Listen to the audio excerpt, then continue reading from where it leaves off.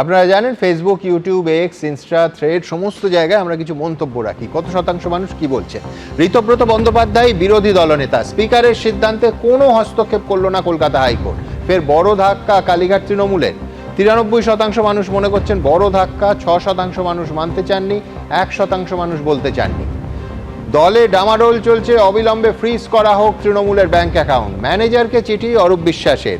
এতে কি বড় ধাক্কা খেলো কালীঘাট তৃণমূল? 88% মানুষ বড় ধাক্কা মনে করছেন, 10% মানুষ মানতে চাননি, 2% মানুষ বলতে চাননি।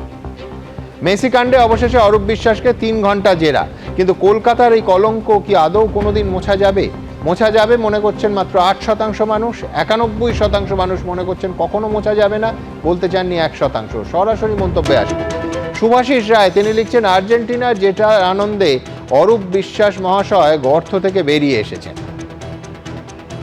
বিদ্যুৎ নায়ক লিখছেন, বিপুল তহবিলের দিকে লোলুপ দৃষ্টিতে তাকিয়েছিলেন যে কজন নেতা, তারাও এবার হতাশ হয়ে দল ছাড়বেন।